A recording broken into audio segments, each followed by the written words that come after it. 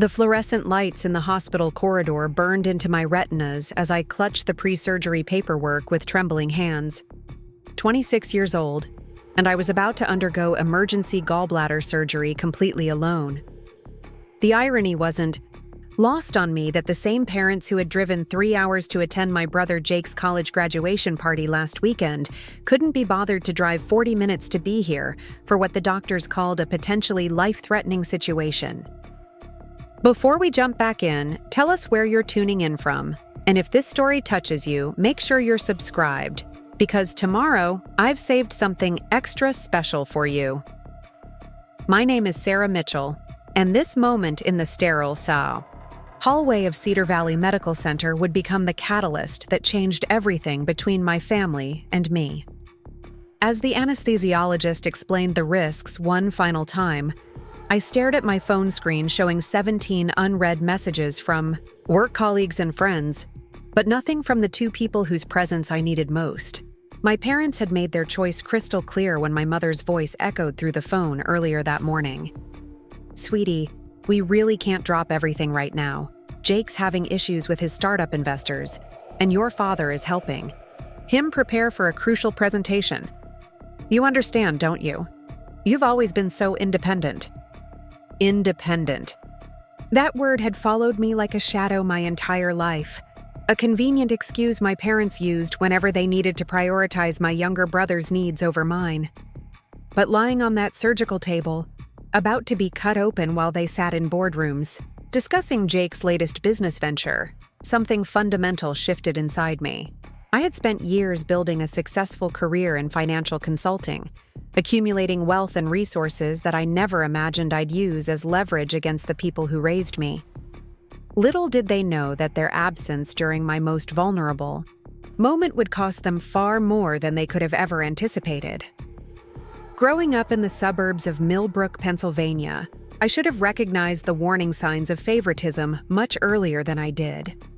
Our house on Elmwood Drive was the kind of place that looked perfect from the outside.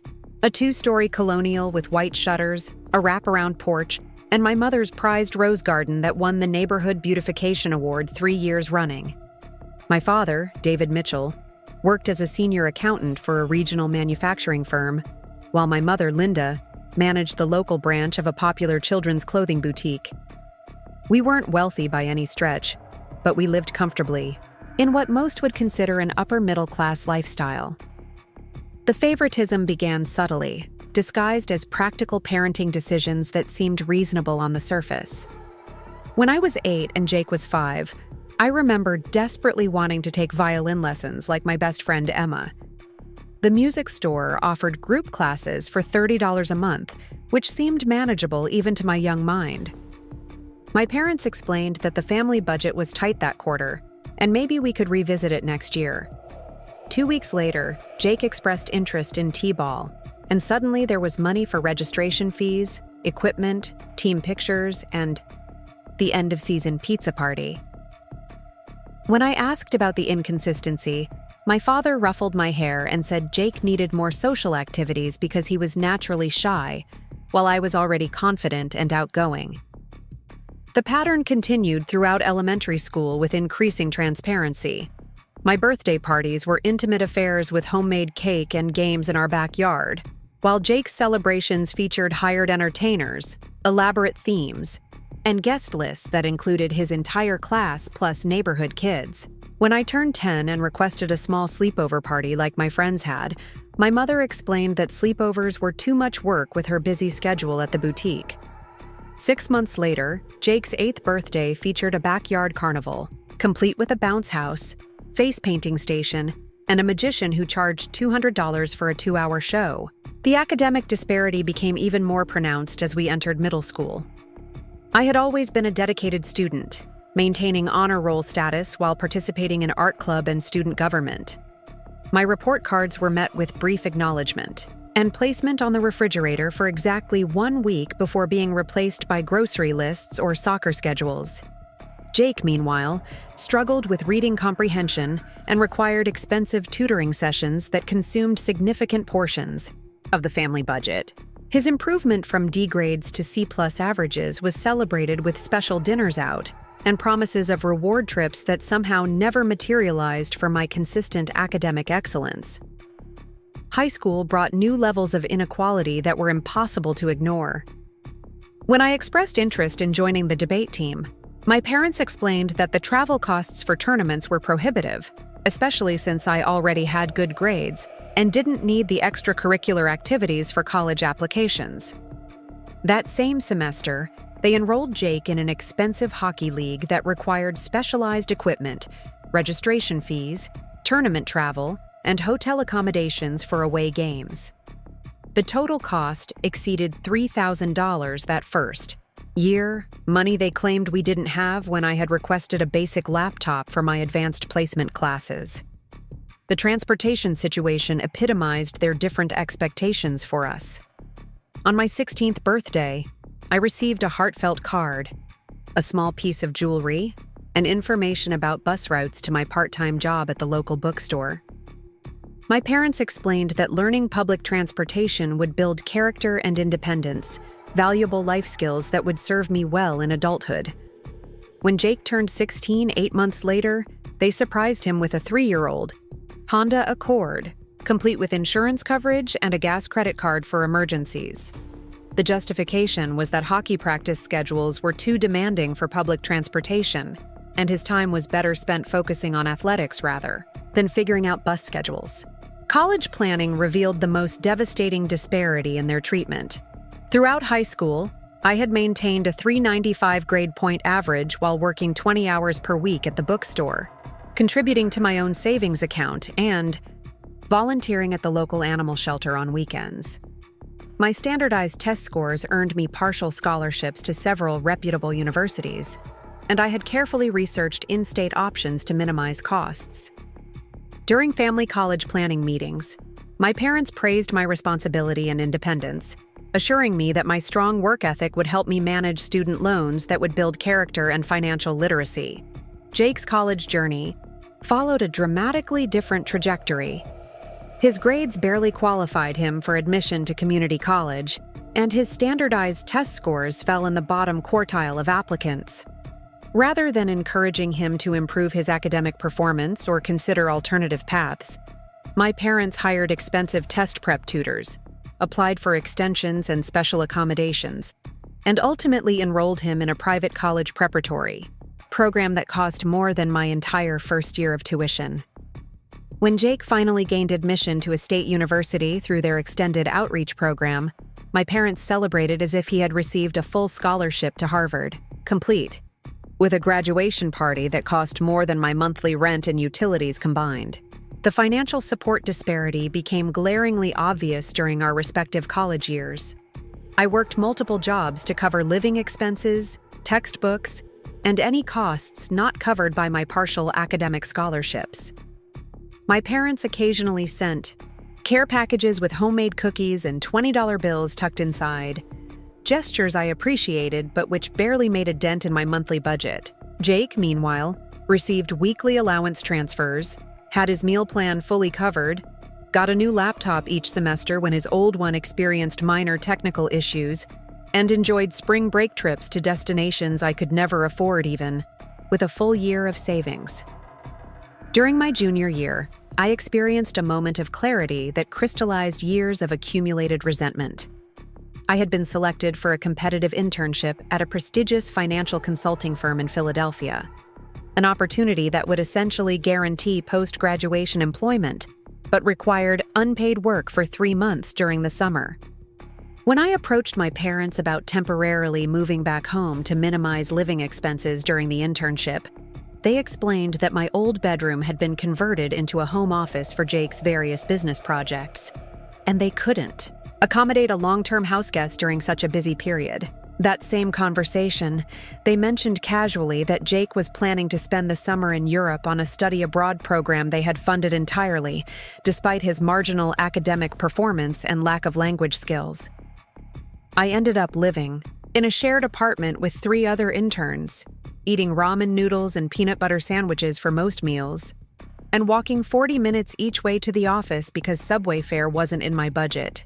The internship was transformative for my career prospects, but the financial strain was enormous. Meanwhile, Jake's social media posts showed him touring castles in Scotland, sampling wine in Tuscany, and attending music festivals across the continent, all funded by parents who claimed they couldn't provide temporary housing for their daughter pursuing an unpaid professional opportunity.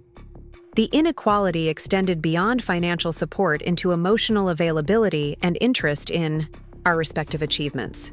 My parents attended Jake's hockey games religiously, even when he spent most of the time on the bench, but missed my college graduation because it conflicted with Jake's tournament schedule.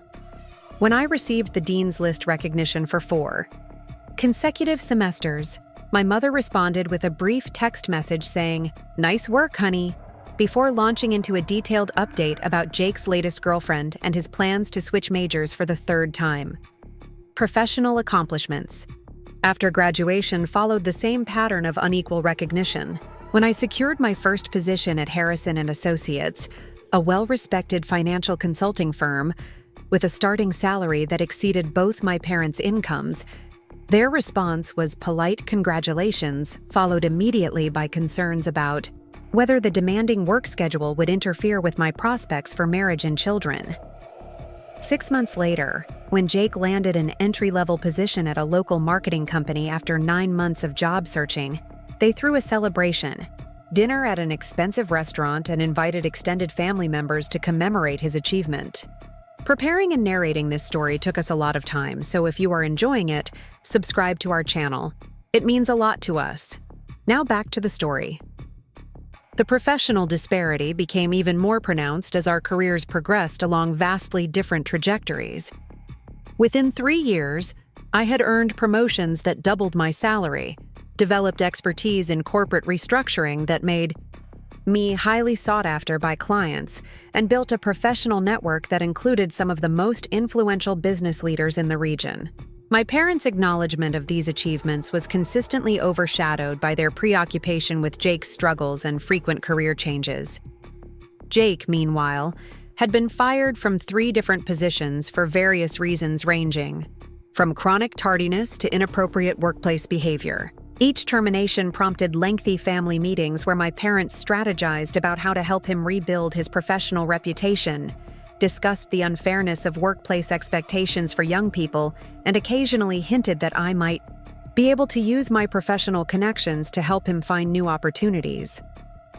The suggestion that I should leverage my hard-earned reputation to assist someone who had repeatedly demonstrated poor work ethic was particularly galling, especially since they had never offered to use their connections to help advance my career. Financial success brought new challenges in family dynamics, particularly around holiday gatherings and special occasions. As my income increased substantially, I began hosting family dinners at my downtown apartment, preparing elaborate meals, and providing expensive wine that my parents praised enthusiastically.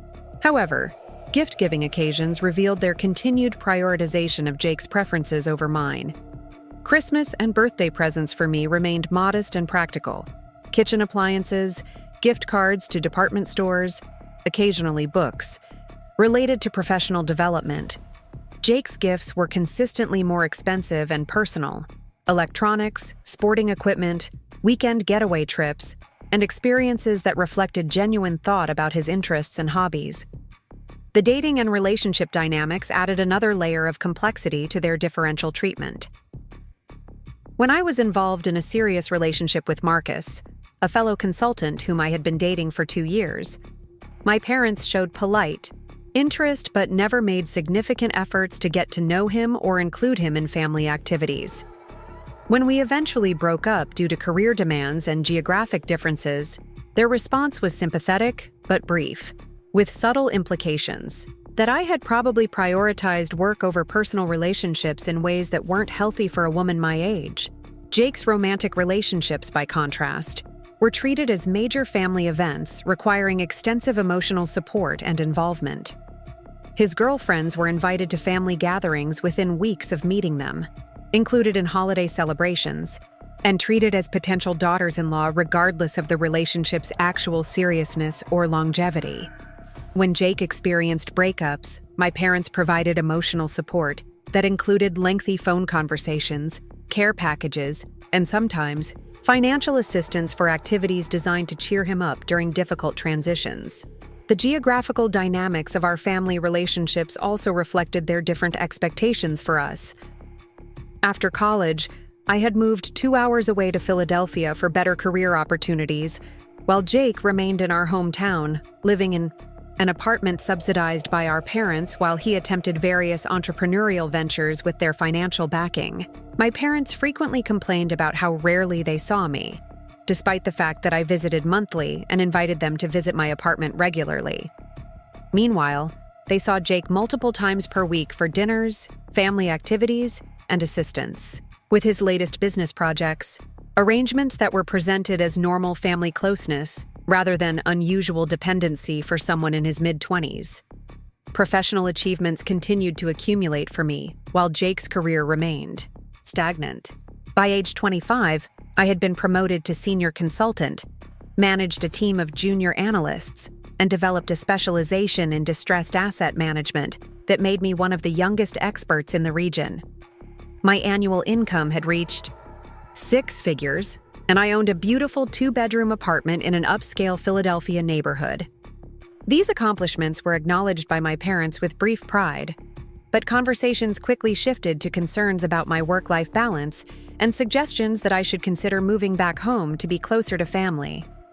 Jake, at 23, had started and abandoned 4 different business ventures, each one funded partially by our parents, and each one failing due to poor planning, lack of follow-through, or unrealistic expectations about market demand.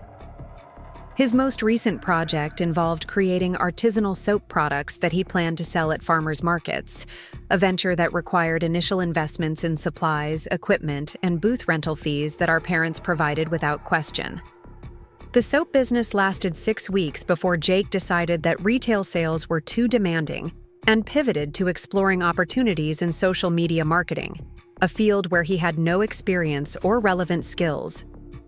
The financial consulting work that built my career also provided insights into wealth management and investment strategies that I began implementing for my own portfolio. By my mid-20s, I had accumulated substantial savings, made strategic investment decisions that generated passive income, and established financial security that would allow me to pursue opportunities based on interest rather than necessity. This financial independence was both liberating and isolating, as my parents seemed uncomfortable with my economic success and frequently made comments about the importance of family relationships over material wealth. Family gatherings during this period became increasingly strained as the conversation topics revealed how differently my parents viewed our respective life paths. Discussions about Jake's latest projects, relationship updates, and future plans consumed the majority of dinner conversations, while questions about my work were surface level and quickly redirected to concerns about whether I was meeting people outside of professional contexts. The implication that my career success was somehow preventing me from achieving more important life goals, marriage, children, geographical proximity to family, was a constant undercurrent in our interactions. The breaking point that would eventually lead to my medical crisis, and their devastating choice began building during Jake's latest entrepreneurial phase. He had convinced our parents to co-sign a significant business loan for a food truck venture, despite having no experience in food service, no business plan beyond serving gourmet grilled cheese sandwiches, and no clear understanding of health, department regulations, parking permits, or the seasonal nature of outdoor food sales. The loan amount was substantial enough to require our parents to use their house as collateral, a decision that terrified me but which they approached with typical blind faith in Jake's eventual success.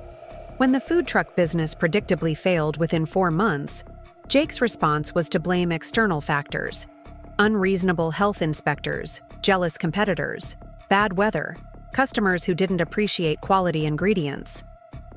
Our parents absorbed these explanations completely and began strategizing about how to help him transition into a new venture while managing the loan payments that were now their responsibility. During family phone calls, they frequently mentioned feeling stressed about the additional financial burden but always in the context of supporting Jake through a difficult learning experience, rather than questioning the wisdom of their initial investment.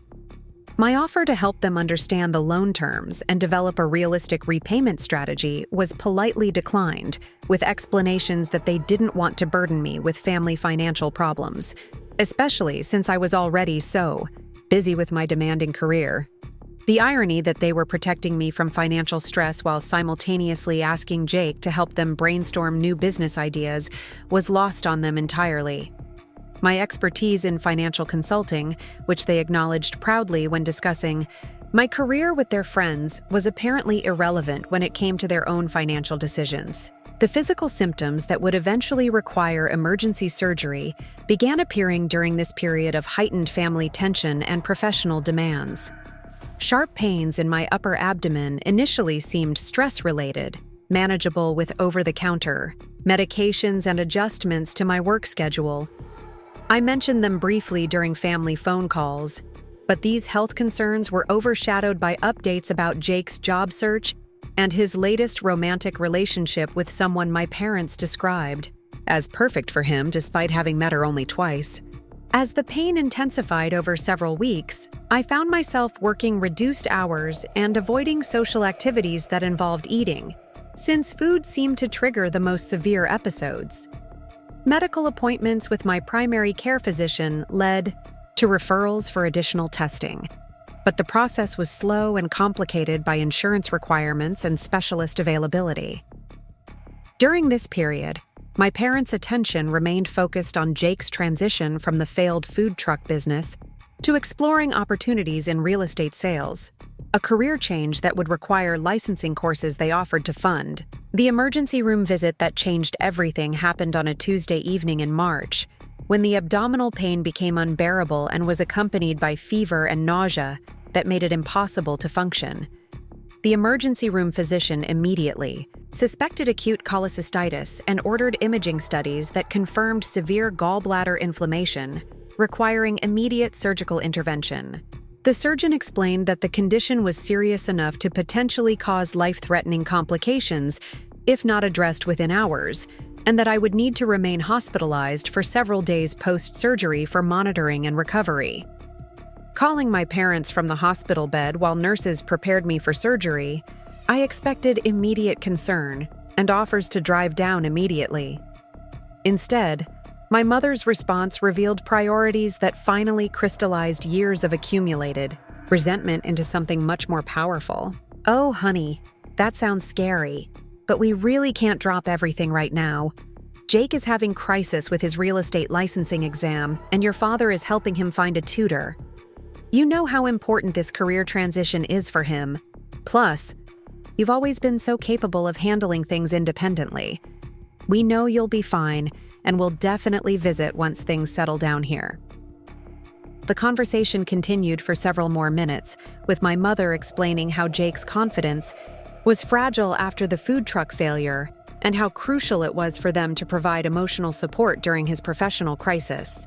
She asked if I had friends who could visit me in the hospital and suggested that maybe this health scare would be a good opportunity for me to slow down and reconsider my work-life balance.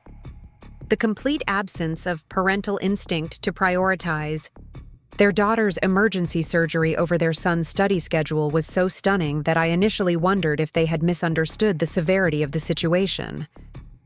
When I clarified that this was emergency surgery for a potentially life-threatening condition and that I would be completely alone in the hospital, my mother's response shifted to mild irritation.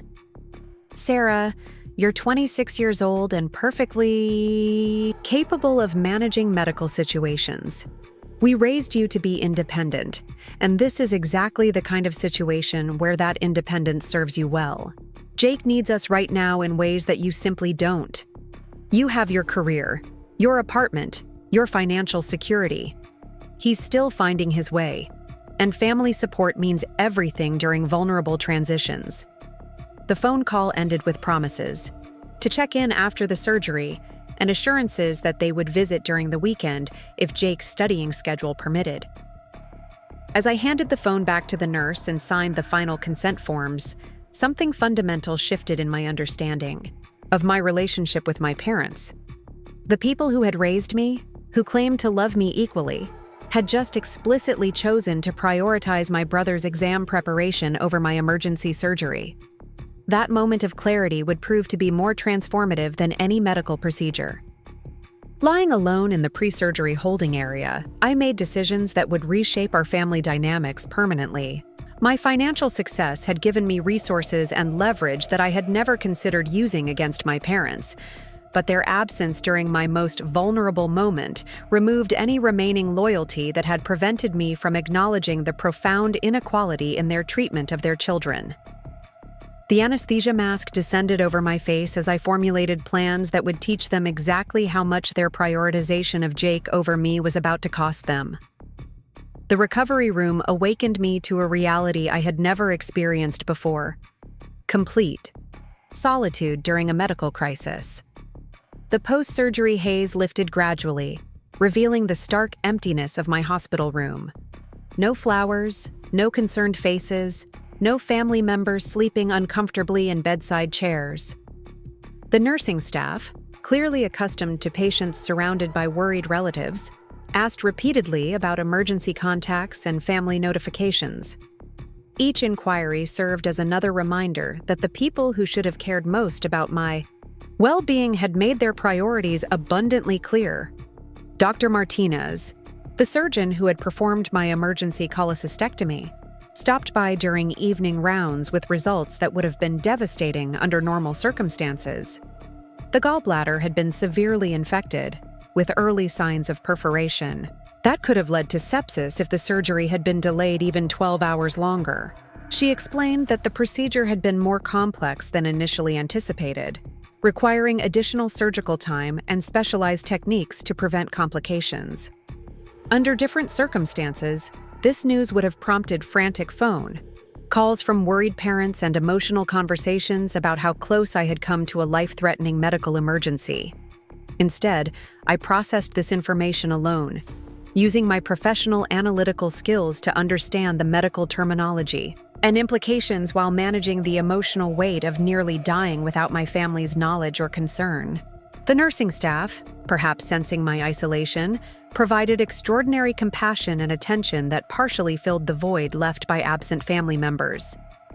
Jennifer, my primary nurse, stayed extra minutes during each check-in to explain medications, discuss recovery expectations, and offer the kind of reassurance typically provided by family members during medical crises. The first text message from my mother arrived 36 hours post-surgery.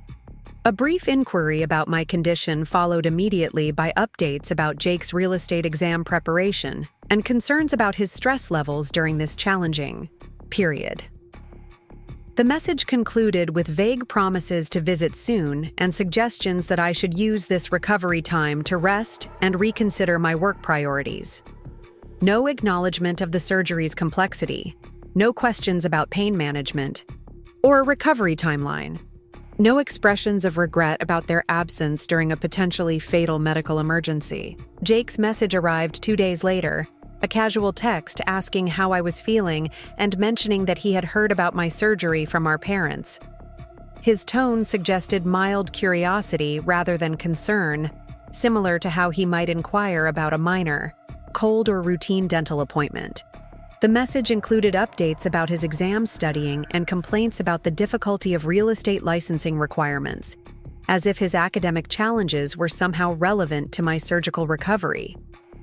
The complete absence of awareness about the severity of my condition or the emotional impact of facing it alone was stunning in its self-absorption.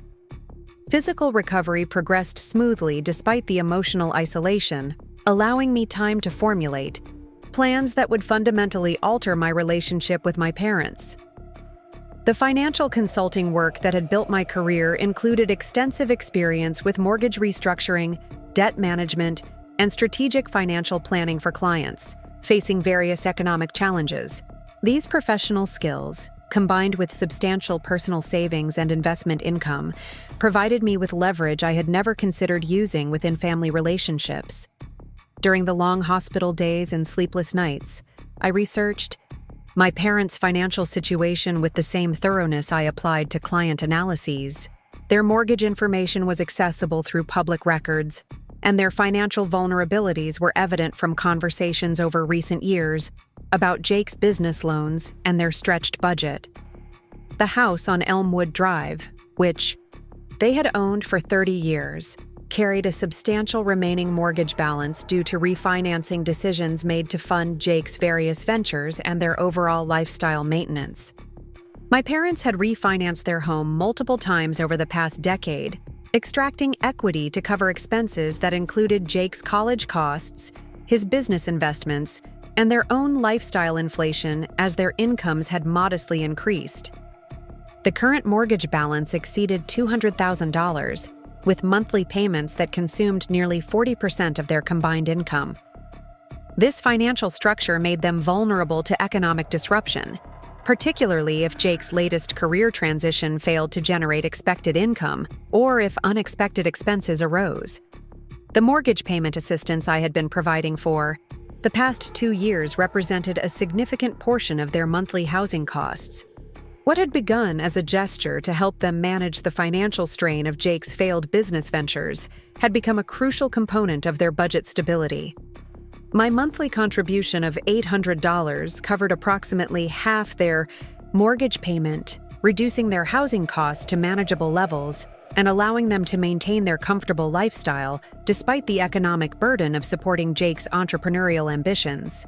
This financial assistance had been provided quietly and consistently, never mentioned during family conversations, or acknowledged as significant support from their successful daughter. I had structured the payments as automatic transfers that appeared on their bank statements without fanfare, allowing them to accept my help without explicitly requesting it or feeling obligated to express gratitude. The arrangement had suited my desire to support family while avoiding conversations about money that might highlight the inequality in our relationships or create uncomfortable dynamics during gatherings. Reviewing these financial arrangements, while recovering from surgery, I realized that my parents had never connected their improved financial stability with my assistance, instead attributing their economic comfort to careful budgeting and prudent financial management. This misperception had allowed them to maintain their narrative about my independence and self-sufficiency, while simultaneously benefiting from substantial ongoing support that enabled their continued prioritization of Jake's needs over financial responsibility. The decision to discontinue my mortgage assistance crystallized during a particularly painful phone conversation with my mother on my 4th day in the hospital.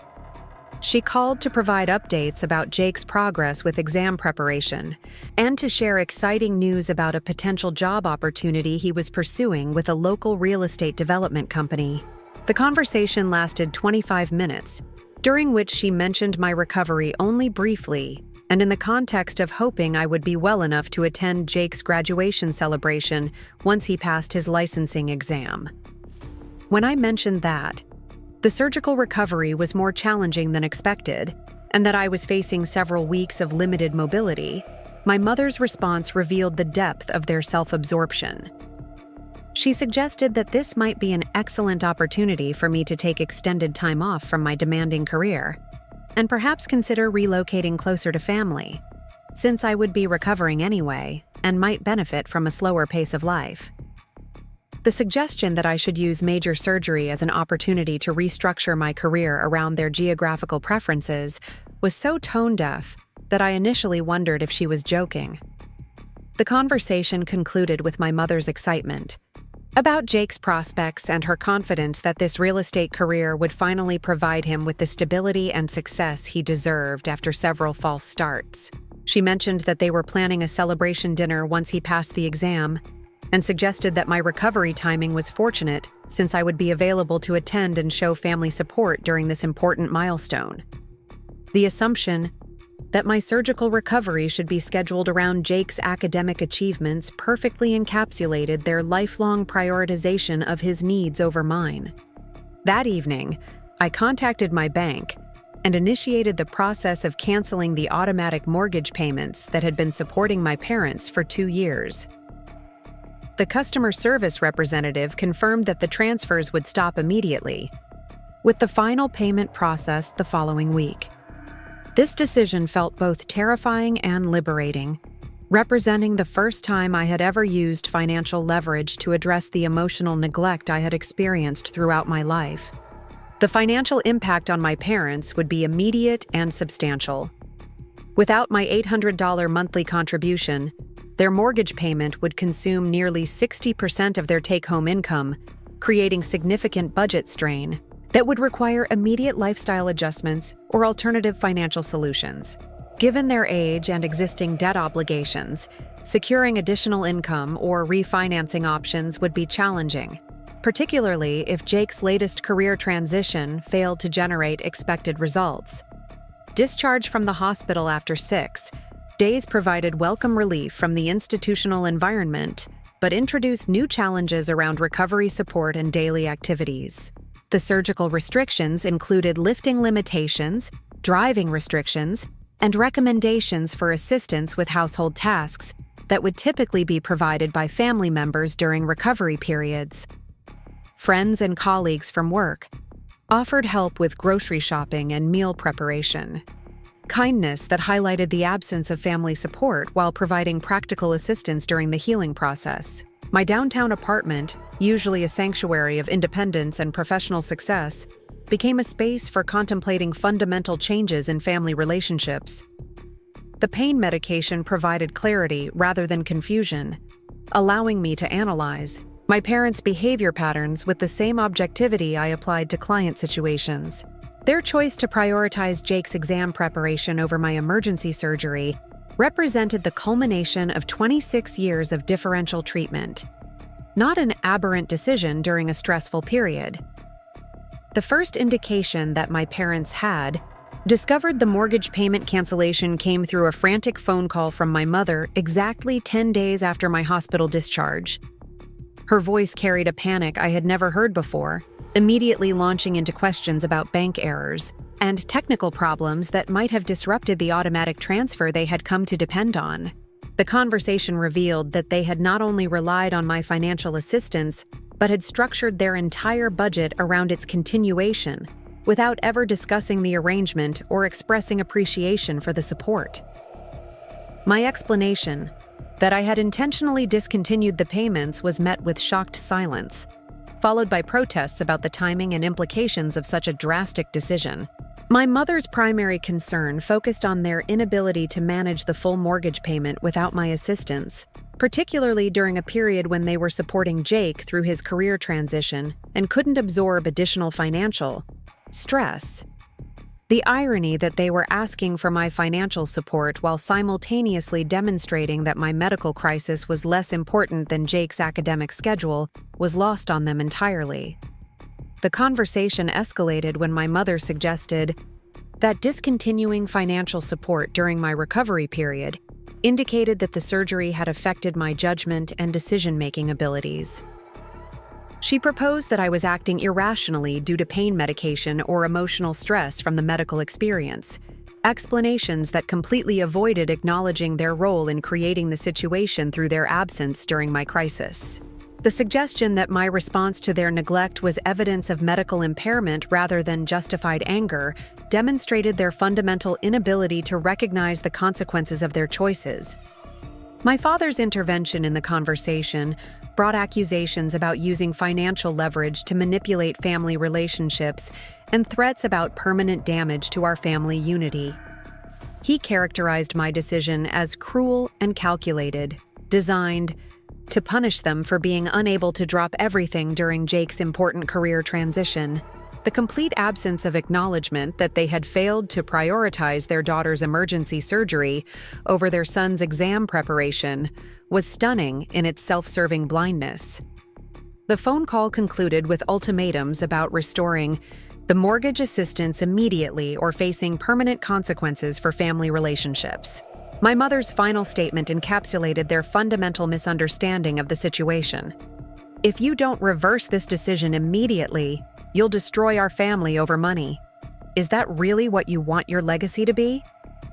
The suggestion that I was destroying our family through financial consequences rather than them destroying it through emotional neglect represented such profound denial that rational discussion became impossible. Jake's involvement in the family crisis emerged through a series of increasingly desperate text messages over the following days. His initial approach attempted emotional manipulation, describing the stress that mortgage payment concerns were causing our parents and suggesting that my actions were creating unnecessary family drama during an already challenging period. The messages revealed that he remained completely unaware of the connection between his prioritization during my surgery and my decision to discontinue financial support, instead viewing the situation as an unexplained attack on family stability. His subsequent messages became more accusatory, characterizing my behavior as selfish and vindictive, while demanding explanations for why I was causing financial hardship for our parents, who had always supported both of us equally.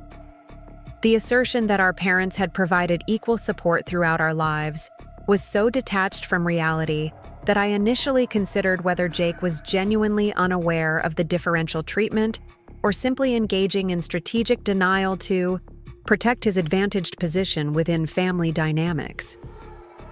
The family meeting that my parents demanded took place 3 weeks after my hospital discharge, held at their house on Elmwood Drive in the same living room where I had received countless lectures about independence and responsibility throughout my childhood.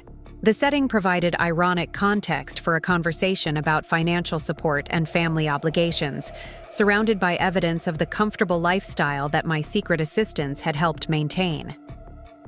My parents' opening statements revealed their strategy of emotional manipulation combined with historical revisionism about our family dynamics. They characterized my decision to discontinue mortgage assistance as an unprecedented attack on family loyalty, suggesting that they had always been supportive parents who had treated both children fairly and equally. The complete absence of acknowledgement about their choice to prioritize Jake's exam over my surgery indicated either profound denial or strategic amnesia about recent events. Their financial presentation included detailed calculations about the impact of losing my mortgage assistance, including spreadsheets showing projected budget shortfalls and potential consequences for their retirement planning. The irony that they were asking me to review financial documents using the same analytical skills they had dismissed when I offered to help them evaluate Jake's business loan applications was not lost on me. Their sudden appreciation for my professional expertise emerged only when they needed my financial support, not when they could have benefited from my guidance about risky investments. Jake's contribution to the family meeting focused on emotional appeals about family unity and suggestions that my successful career had created distance from family values and priorities. He characterized my financial independence as isolating me from the mutual support and interdependence that defined healthy family relationships, arguing that my response to their absence during surgery indicated unhealthy individualism, rather than justified anger about neglect and differential treatment. The meeting's turning point came when I presented my own analysis of their financial situation, including documentation of every instance over the past 5 years when they had prioritized Jake's needs over mine, both financially and emotionally. The presentation included specific examples of differential treatment, financial support provided exclusively to Jake, and emotional availability that consistently favored his needs over mine, culminating in their decision to prioritize his exam, preparation over my emergency surgery. My parents' response to this documentation revealed their fundamental inability to acknowledge differential treatment, even when confronted with objective evidence. They characterized my examples as isolated incidents taken out of context rather than recognizing the systemic pattern of favoritism that had shaped our family dynamics for decades. Their insistence that they had always been fair and equal parents in the face of overwhelming contrary evidence demonstrated either profound self-deception or strategic denial designed to avoid accountability. The financial ultimatum I presented was straightforward and non-negotiable. I would resume mortgage assistance only after they demonstrated genuine understanding of how their choices had affected me, including acknowledgement of the differential treatment throughout my life, and specific apologies for prioritizing Jake's exam over my emergency surgery. Additionally, any future financial support would be contingent on equal treatment and consideration for both children, with clear consequences for reverting to previous patterns of favoritism. Their rejection of these terms was immediate and emphatic, characterizing my conditions as unreasonable and manipulative. My father's assertion that family shouldn't come with conditions was particularly ironic, given that their love and support had always been conditional on my independence and their ability to prioritize Jake's needs without interference.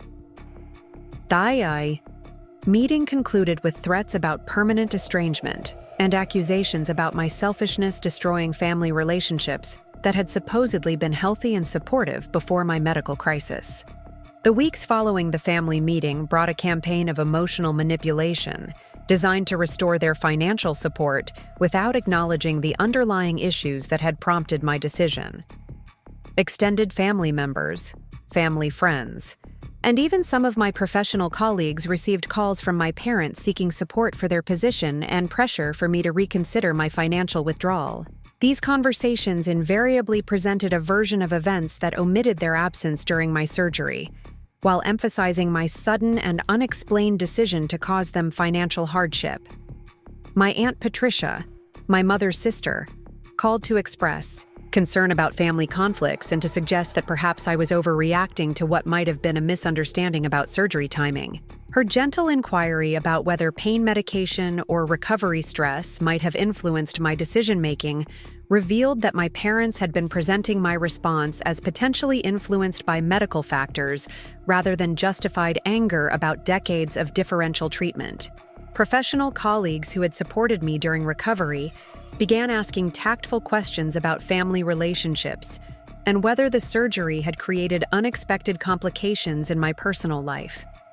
The realization that my parents were reaching out to my professional network to discuss family financial disputes was deeply troubling, particularly since these conversations could potentially affect my reputation and career relationships. The most painful intervention came from my grandmother, my father's mother, who had always maintained careful neutrality in family dynamics, but who called to express worry about permanent damage to family relationships over what she characterized as financial disagreements.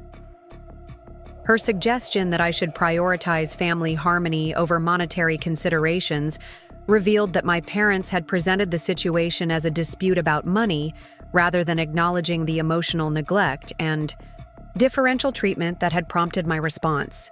These external pressures intensified my resolve to maintain boundaries while also highlighting the extent to which my parents were willing to manipulate family and professional relationships rather than address their own behavior.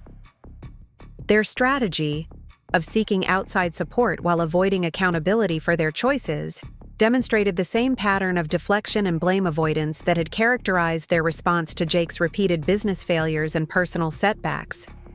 The financial pressure on my parents became increasingly evident through various indicators over the following months. Their social media presence, previously filled with photos of restaurant meals and weekend activities, shifted to home-based entertainment and outdoor activities that didn't require spending. The expensive wine that had been a staple of family dinners was replaced with budget alternatives, and their discussions about upcoming vacation plans disappeared entirely from conversation topics. Jake's real estate exam results provided temporary distraction from family financial stress while simultaneously creating new sources of tension. His failure to pass the licensing exam on the first attempt prompted renewed emotional support from our parents and discussions about additional tutoring, expenses they couldn't afford without my mortgage assistance. The irony that their prioritization of his exam preparation over my surgery had culminated in his failure anyway was lost on them entirely. The pattern of supporting Jake through repeated setbacks while expecting me to manage challenges independently continued even under their constrained financial circumstances. When Jake's exam failure coincided with the end of his lease on his subsidized apartment, my parents offered him temporary housing in their home despite their increased financial pressure. Meanwhile, my recovery from major surgery and navigation of family estrangement was expected to proceed without their emotional or practical support. My decision to maintain the financial boundary, despite family pressure and emotional manipulation, represented a fundamental shift in my approach to family relationships. For the first time in my life, I was prioritizing my own emotional well-being over their comfort and expectations, using the leverage that financial independence provided to demand acknowledgement and accountability for decades of differential treatment. The isolation that resulted from this choice was significant, but ultimately liberating. Professional colleagues and friends who understood the full situation provided support and validation for my decision, while family members who only heard my parents' version of events created distance that revealed the superficial nature of many extended family relationships. The process of distinguishing between people who supported me unconditionally and those whose loyalty depended on my compliance with family expectations was painful, but clarifying. Recovery from surgery progressed successfully despite the absence of family support, with professional medical follow-up confirming that the emergency intervention had prevented potentially fatal complications. The knowledge that I had come close to dying while my parents prioritized my brother's exam preparation provided perspective that strengthened my resolve to maintain boundaries regardless of external pressure or family consequences. The financial impact on my parents continued to escalate as their attempts to secure alternative income sources or reduce expenses proved insufficient to cover their mortgage obligations without my assistance. Their reluctance to downsize their lifestyle or housing situation reflected the same entitlement and resistance to accountability that had characterized their response to my surgical absence and their refusal to acknowledge differential treatment. Throughout my life, 6 months after discontinuing their mortgage assistance, I received notification that my parents were facing foreclosure proceedings on their family home. The legal documents revealed the extent of their financial overextension and their reliance on my support to maintain an unsustainable lifestyle. While the prospect of them losing their home created genuine concern and sadness, their continued refusal to acknowledge their role in creating the crisis made resuming assistance impossible without abandoning my own emotional well-being and self-respect. The foreclosure notice arrived on a gray November morning, delivered by certified mail to my parents' house, while simultaneously being filed in public records that made their financial distress visible to anyone who cared to look. The legal document outlined a timeline that would culminate in the loss of their family home within 90 days, unless they could produce the full amount of their mortgage arrears, plus penalties and legal fees that had accumulated during months of missed payments. My mother's phone call that afternoon carried a desperation I had never heard in her voice, a raw panic that cut through years of practiced manipulation and emotional distance.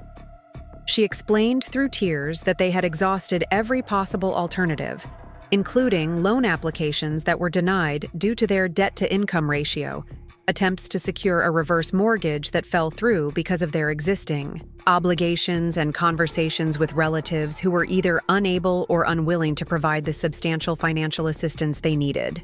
The conversation revealed details about their financial situation that they had previously hidden, including credit card debt that had accumulated as they struggled to maintain their lifestyle without my mortgage assistance.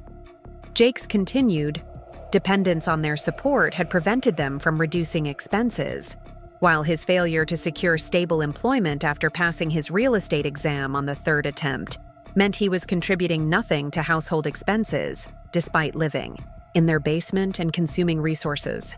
Their strategy during this crisis had involved depleting their savings accounts, cashing out retirement investments with significant penalty fees, and even pawning jewelry and collectibles that held sentimental value from decades of marriage.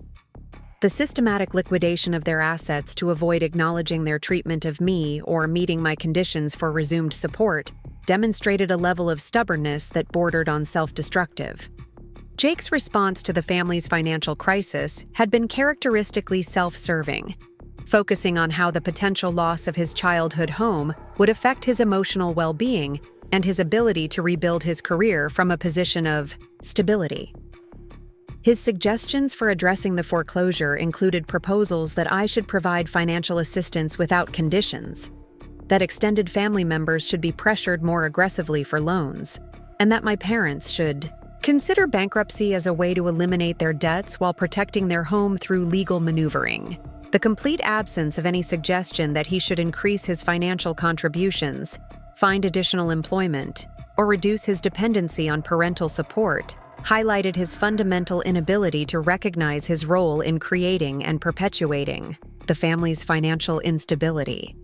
His entitlement to their support remained absolute even as their ability to provide it crumbled around them, and his expectation that I should rescue them without acknowledgement or behavioral change exemplified the same patterns that had shaped our entire family dynamic. Extended family members who had initially supported my parents' position began reaching out to me directly as the foreclosure timeline became public knowledge. My Aunt Patricia called to express genuine concern about my parents' situation while acknowledging that she was beginning to understand there might be more to the family conflict than she had initially realized. Her conversation revealed that my parents' requests for financial assistance had become increasingly frequent and desperate, reaching family members who had their own financial challenges and could not provide meaningful help. My cousin Michael, who worked in real estate and understood the foreclosure process, offered to serve as an intermediary for family discussions about potential solutions. His professional perspective on their situation was sobering, confirming that their financial position was indeed dire, and that losing their home was a realistic possibility without significant intervention. However, his suggestion that family harmony should take precedence over accountability demonstrated that even well-meaning relatives did not fully grasp the emotional dynamics that had created this crisis. The professional ramifications of my family's public financial distress began affecting my work environment as news of the foreclosure spread through our community networks. Several clients who knew my family from social or business connections made subtle inquiries about whether my own financial stability might be affected by my parents' situation. The need to reassure professional contacts that my family's foreclosure would not impact my ability to serve clients effectively created an additional layer of stress and embarrassment. My supervisor at Harrison & Associates requested a private meeting to discuss whether my family situation required any accommodations or support from the firm. While her approach was compassionate and professional, the conversation highlighted how my parents' financial crisis was creating ripple effects that extended into my career and professional reputation. The irony that their crisis was affecting my work life, while they continued to refuse accountability for their treatment of me, was not lost on me. The decision about whether to intervene in their foreclosure proceedings forced me to confront fundamental questions about family obligations, personal boundaries, and the difference between enabling destructive behavior versus providing genuine help during crisis situations. My financial resources were more than sufficient to resolve their immediate crisis, but doing so without addressing the underlying patterns would simply restore the status quo that had enabled decades of differential treatment and emotional neglect. Conversations with Dr. Rebecca Chen, a therapist I had begun seeing to process the complex emotions surrounding my family relationships, helped clarify the psychological dynamics at play in my decision-making process. She explained that my parents' crisis represented what psychologists call a natural consequence of their choices, and that rescuing them without requiring accountability would reinforce the same patterns that had led to both their financial overextension and their emotional neglect of my needs. Dr. Chen's analysis of my family dynamics provided professional validation for feelings I had struggled to articulate. She identified classic patterns of scapegoating and golden child favoritism that had shaped my childhood experiences, explaining how these dynamics typically persist into adulthood unless actively challenged through boundary setting and consequences. Her perspective helped me understand that my response to their crisis was not cruel or vindictive, but rather a necessary step in breaking generational patterns of dysfunction. The therapeutic process also revealed how my professional success and financial independence had been unconsciously motivated by a desire to prove my worth to parents who had consistently undervalued my achievements while celebrating Jake's mediocrity. Understanding this psychological dynamic helped explain both my drive for excellence and my willingness to provide financial support without acknowledgement, patterns that had enabled my parents' continued differential treatment. Jake's escalating involvement in the foreclosure crisis brought new attempts at manipulation and emotional blackmail, designed to pressure me into providing financial rescue without conditions. His messages became increasingly desperate and accusatory, characterizing my position as deliberately cruel and designed to punish our parents for minor parenting mistakes that I was blowing out of proportion. His reframing of decades of systematic favoritism as minor mistakes demonstrated his complete inability to acknowledge the reality of our family dynamics. His latest strategy involved enlisting his girlfriend Melissa to contact me directly, appealing to woman understanding about family relationships and suggesting that I was allowing pride to destroy relationships that should be prioritized over financial disagreements. Melissa's intervention revealed that Jake had presented our family conflict as a dispute about money rather than acknowledging the emotional neglect and differential treatment that had prompted my boundary setting. The conversation with Melissa also revealed details about Jake's current life situation that highlighted his continued dependence on parental support, even as their financial resources dwindled.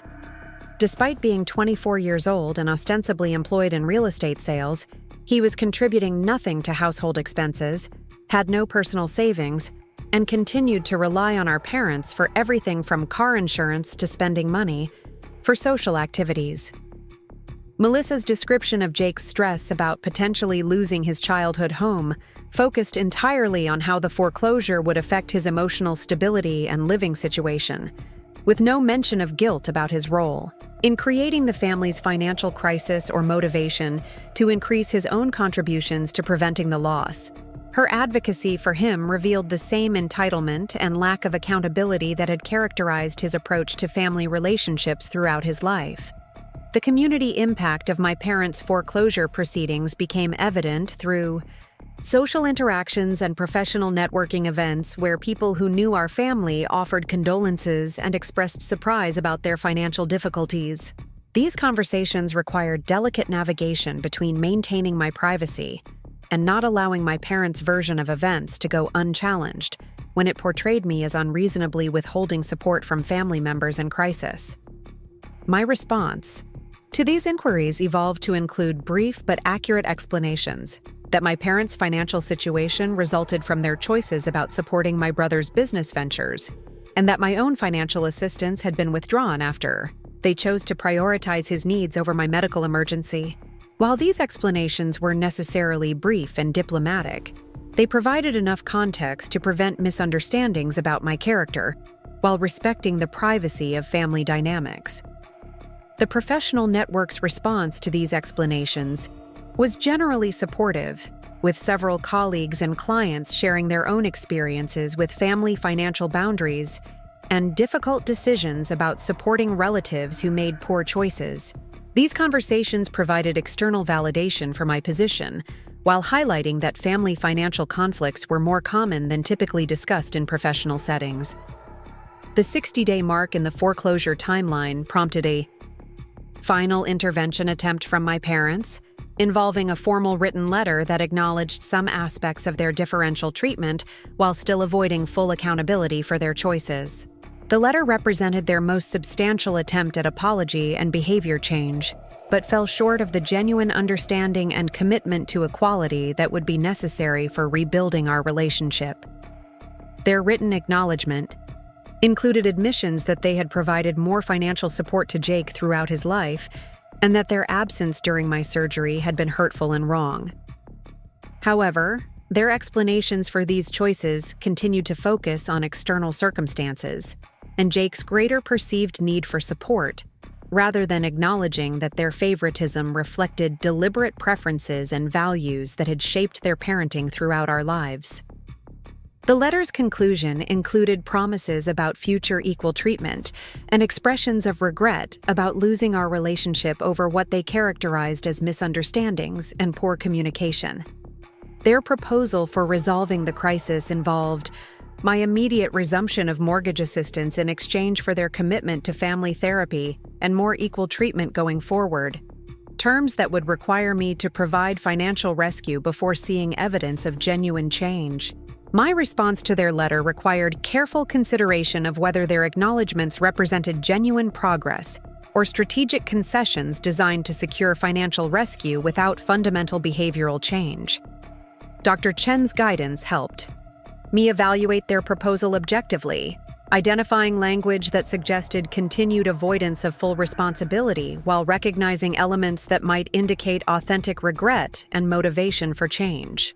The decision to maintain my position despite their partial acknowledgments was difficult but necessary, based on my assessment that their crisis was prompting strategic concessions rather than genuine understanding of how their choices had affected me throughout my life.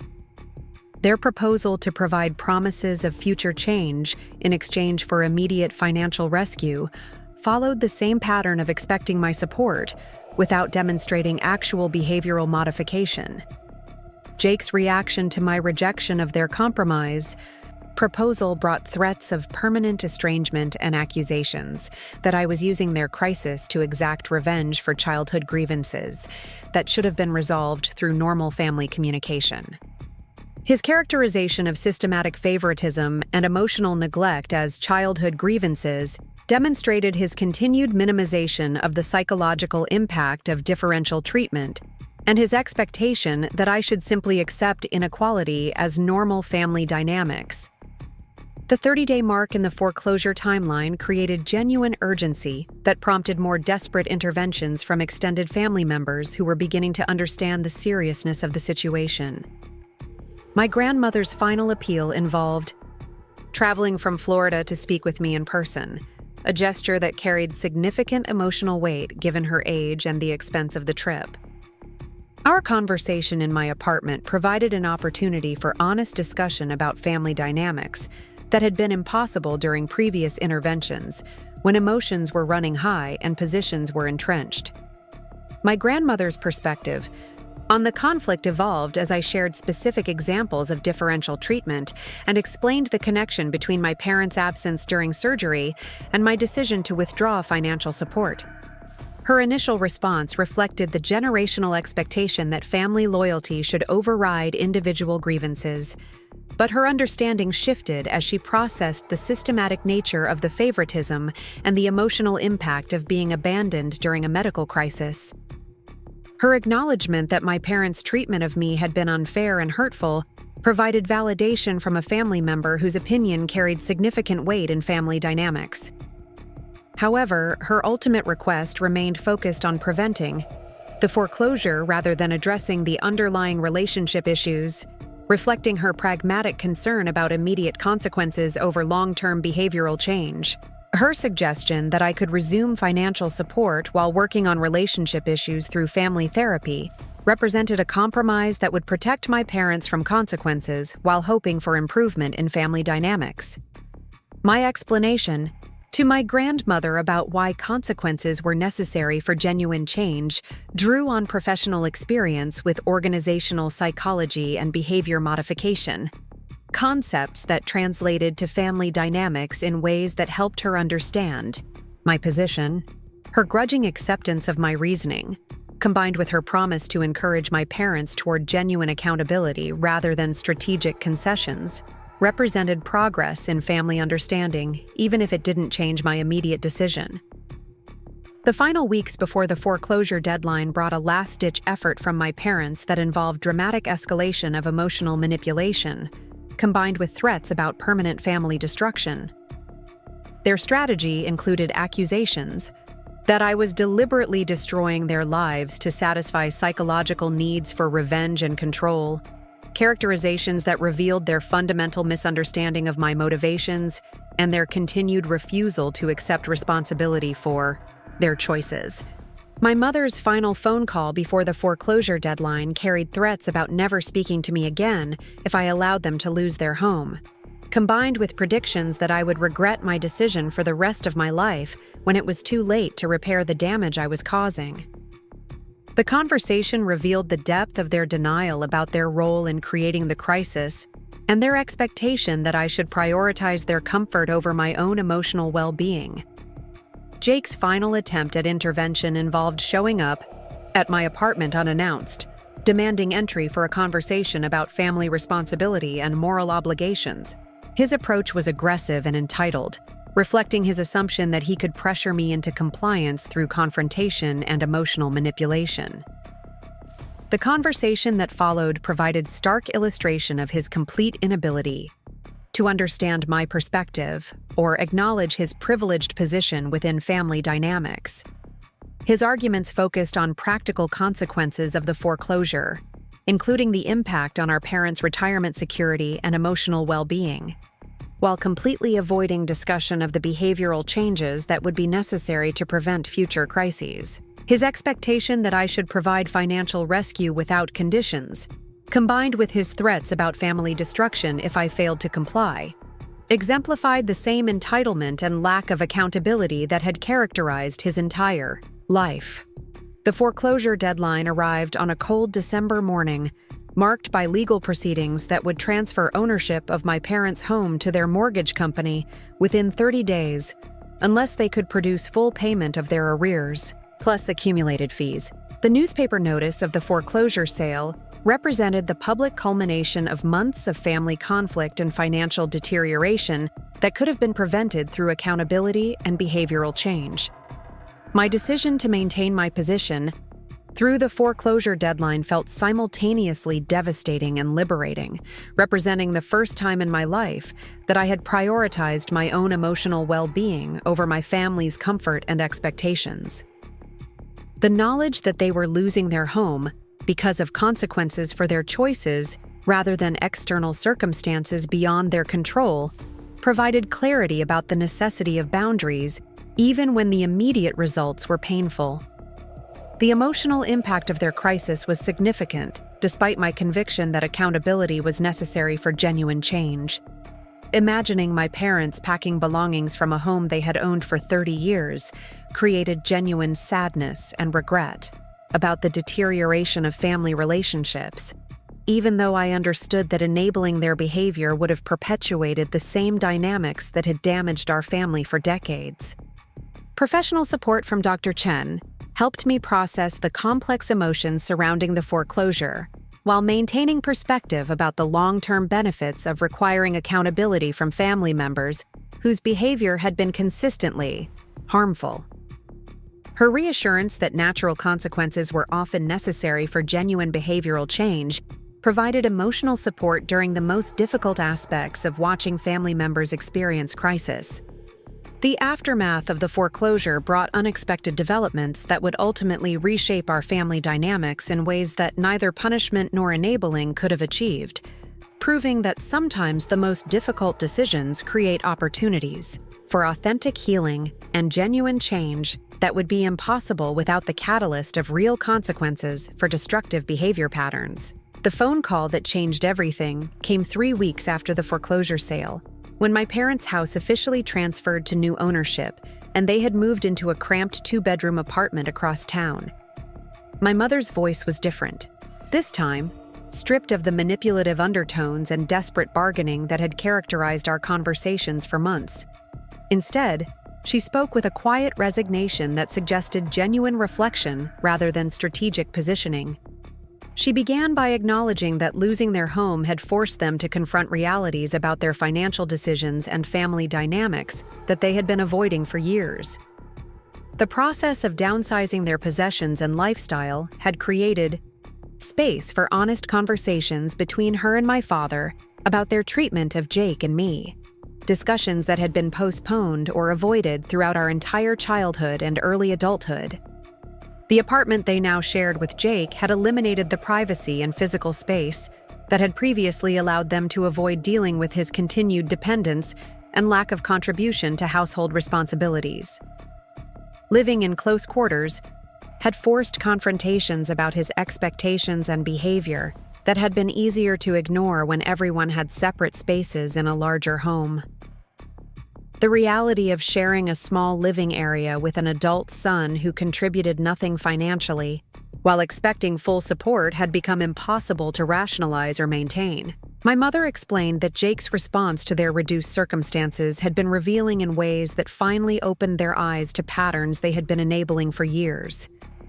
Rather than stepping up to help during their crisis, he had complained about the smaller living space, demanded they find ways to restore their previous lifestyle, and suggested that family members who weren't helping financially were being selfish and cruel. His complete inability to recognize his role in their situation or adjust his expectations had forced them to see his entitlement with new clarity. The conversation continued with my mother sharing details about their financial counseling sessions, a requirement imposed by their bankruptcy attorney that had included brutal assessments of their spending patterns and decision-making processes. The counselor had identified their enablement of Jake's dependency as a primary factor in their financial instability, explaining how supporting an adult child's lifestyle while neglecting their own retirement security represented a form of financial dysfunction that would continue creating problems until addressed. During these counseling sessions, my parents had been required to review their financial history and identify patterns that contributed to their current crisis. The exercise had forced them to acknowledge the thousands of dollars they had spent on Jake's failed business ventures, living expenses, and lifestyle support, while simultaneously recognizing how little financial assistance they had ever provided to me, despite my consistent academic and professional achievements. My mother's voice broke as she described reviewing bank records that showed the stark disparity in their financial support for Jake versus me. The documentation had made it impossible to maintain their narrative about equal treatment, revealing instead a systematic pattern of investment in Jake's comfort and convenience, while expecting me to handle challenges independently. The numbers had been devastating in their clarity, showing support for Jake that totaled nearly 6 figures over the past 5 years, while assistance to me remained minimal and sporadic. The most painful revelation, according to my mother, had been understanding how their absence during my surgery had represented the culmination of years of prioritizing Jake's perceived needs over my actual crises. The financial counselor had asked them to consider how they would have responded if Jake had required emergency surgery, and their immediate answer that they would have dropped everything to be with him had forced them to confront the inequality of their emotional availability and support. My father, who had remained largely silent during previous conversations, took the phone to share his own reflections about their family dynamics and his role in creating the favoritism that had damaged our relationships. His voice carried genuine remorse as he acknowledged that his disappointment about having a daughter instead of a second son had influenced his treatment of me throughout my childhood, an admission that validated feelings I had carried for decades, but never felt safe expressing. He explained that recognizing this unconscious bias had required confronting his own childhood experiences with a father who had valued sons over daughters and professional achievement over family relationships. The pattern he had absorbed and perpetuated represented generational dysfunction that he had never examined until forced to do so by the consequences of his choices. His acknowledgement that he had projected his own father's limitations onto our family represented a level of self-awareness that had been absent from previous conversations.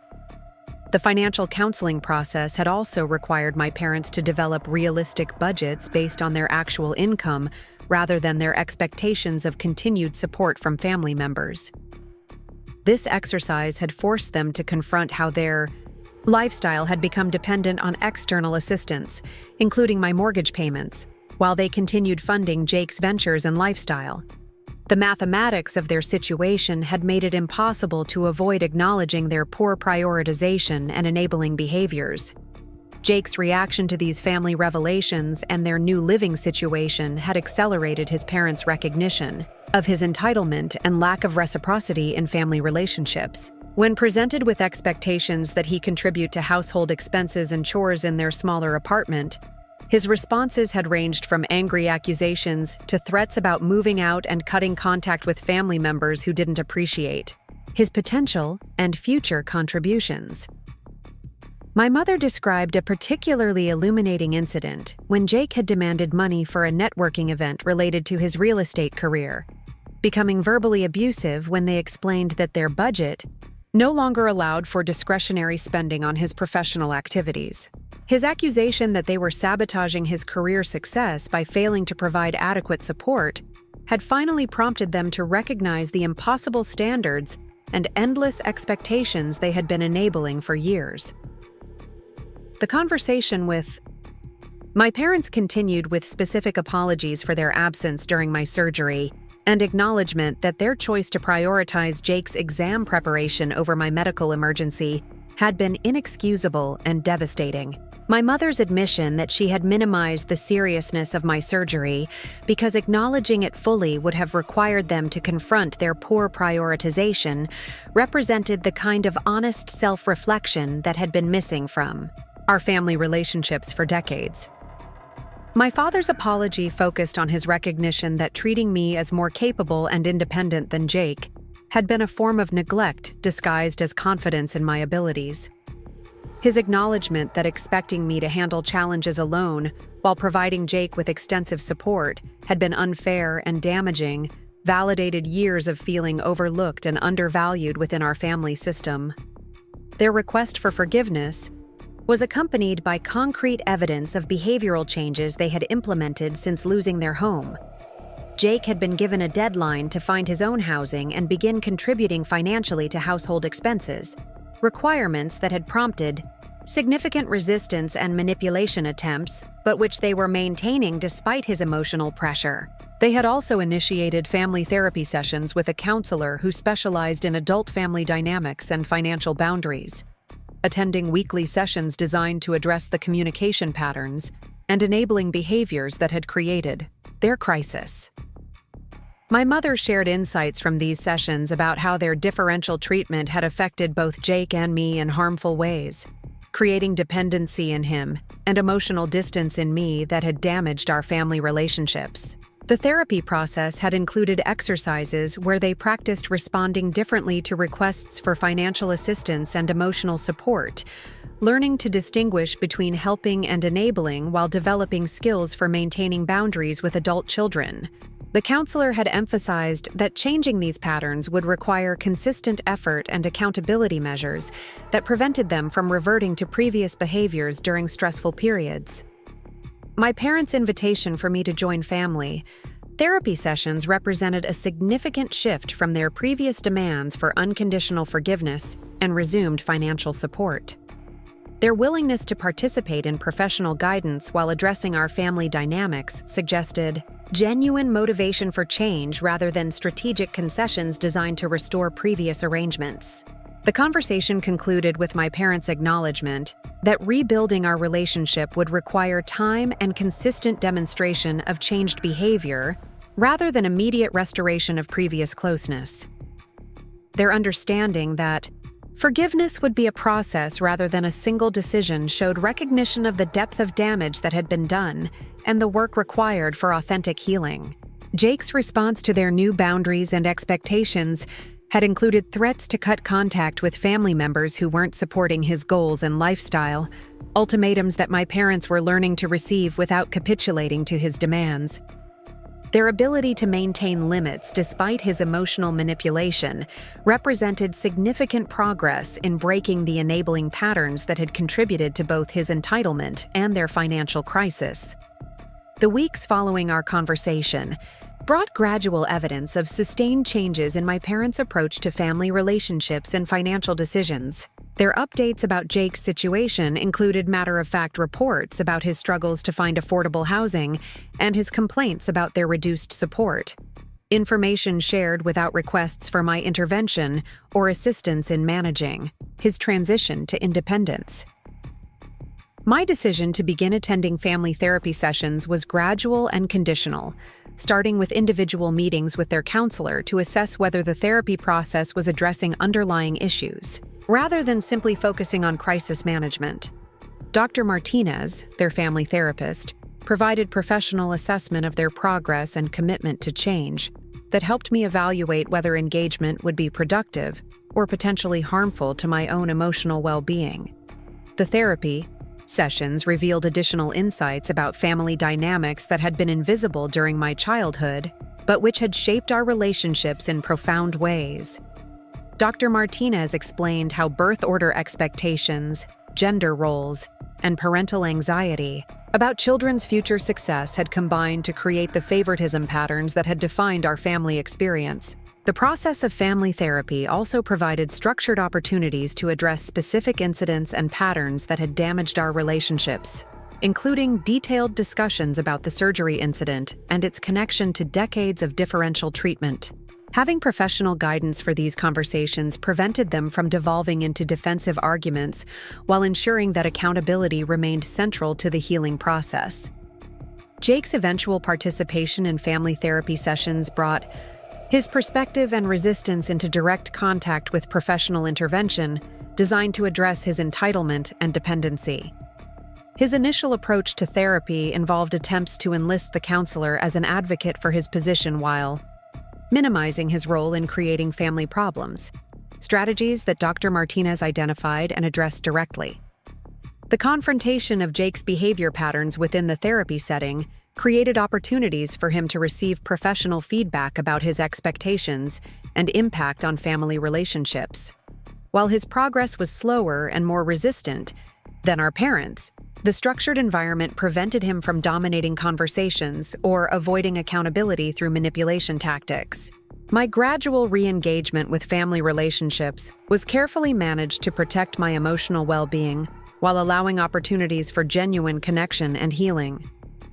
The process included clear boundaries about financial assistance, expectations for equal treatment, and consequences for reverting to previous patterns of favoritism or enabling. The transformation of our family dynamics was neither quick nor complete, but the crisis created by the foreclosure had forced confrontations with truth that might never have occurred under more comfortable circumstances. The loss of their home had been devastating, but it had also removed the financial cushion that had allowed them to avoid addressing Jake's dependency and their own poor decision-making patterns. 12 months after their foreclosure, my parents had stabilized in their new living situation while maintaining the boundaries and behavioral changes that had emerged from their crisis.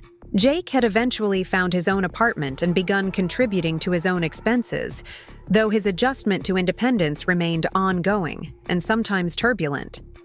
The rebuilding of our family relationships continued through consistent therapy, attendance, and gradual increases in contact and trust.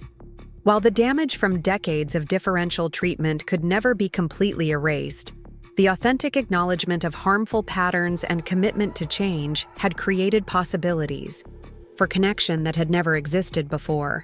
My professional success continued flourishing in an environment free from the emotional drain of managing family dynamics based on inequality and manipulation. The energy that had previously been consumed by resentment and hurt was redirected toward career advancement and personal relationships built on mutual respect and reciprocity. The financial independence that had provided leverage during my family's crisis also enabled me to pursue opportunities based on passion and interest rather than survival necessity. My consulting practice expanded to include pro bono work with families navigating financial crises, drawing on both professional expertise and personal experience to help others establish healthy boundaries around money and support. Looking back on the decision to cancel my parents' mortgage assistance, I recognized it as the turning point that had forced our family to confront destructive patterns that could have continued indefinitely without consequences. The temporary pain of their crisis had been necessary for creating space where authentic change could occur, proving that sometimes the most loving action requires the courage to allow natural consequences for harmful choices. The story of our family's transformation had become a source of strength and perspective that informed both my professional work and personal relationships. Understanding how favoritism and enabling had damaged our family system provided insights that helped other families recognize and address similar dynamics before they reached crisis points. The mortgage payments I had canceled were never resumed, but the relationship that emerged from the crisis that followed was more honest and equitable than anything we had shared before. The price of losing their home had been steep, but the family that emerged from that loss was healthier and more authentic than the one that had existed when financial comfort had masked fundamental problems. Up next, you've got 2 more standout stories right on your screen. If this one hit the mark, you won't want to pass these up. Just click and check them out.